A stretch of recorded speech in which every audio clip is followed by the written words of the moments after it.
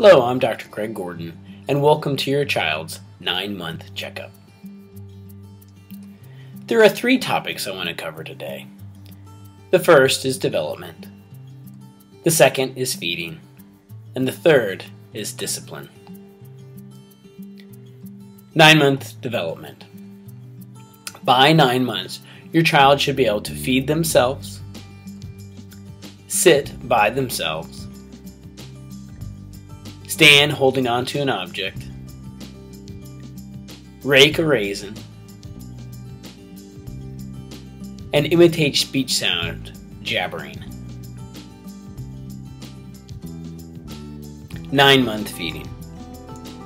9 to 12-month-olds are often described as great eaters. I joke this is the age you want to visit the grandmother because grandmothers love kids these age. Kids these age eat large quantities of foods, and they'll eat those foods that a lot of other kids won't eat. They'll eat asparagus, they'll eat artichokes, they'll eat tomatoes.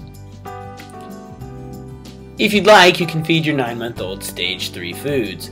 Stage 3 foods often contains kernels of corn or whole pieces of rice. In our home, we by and large skip stage 3 foods and just move on to table foods. Expect decreasing milk intake between 9 to 12 months.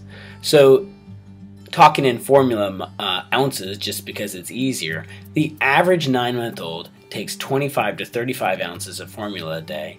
But by 12-month-olds, we really only want the child taking 10 to 12 ounces of whole milk.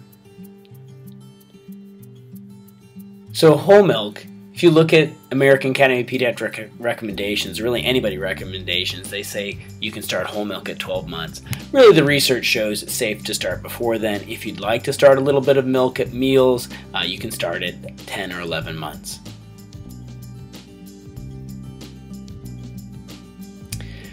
So in our home, our 9-month-olds feed a variety of table foods. So for breakfast, you might do pancakes or omelets or even home fries. Fruits are great, man. From cut up grapes to banana, watermelon, cantaloupe, honeydews.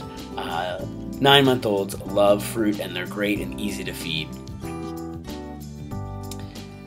For dinner and lunches, you might do broken pieces of hamburger or shredded chicken, penne pasta, steamed broccoli, a green salad, which will come up in a second here, pasta, just about any pasta, cooked peas, cooked corn, black beans and rice, cooked spinach, and a baked potato.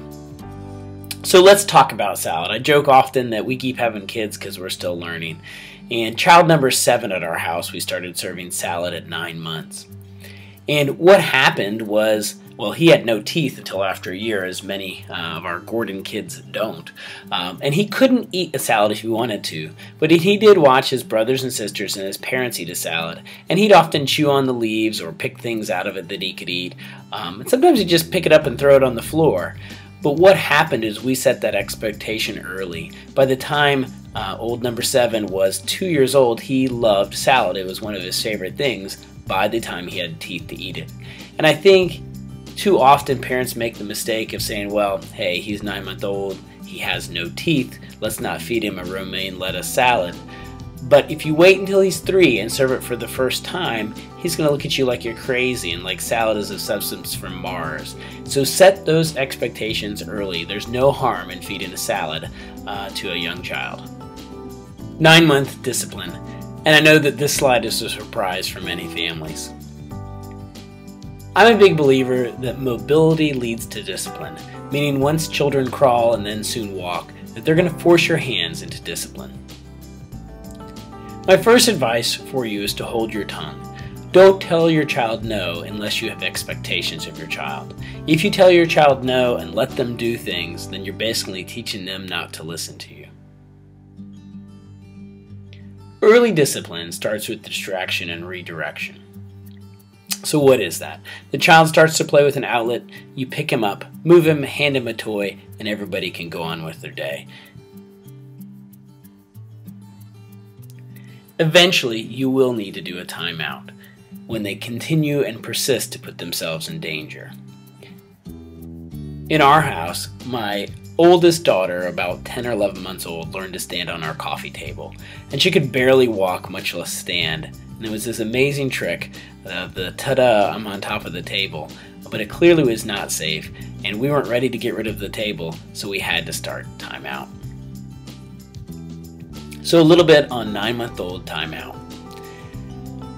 When you first start timeout, for most family, it's within 6 months of the 9-month visit. Identify a single recurrent issue. This could be standing on the coffee table or playing with an outlet or getting into the dog's food.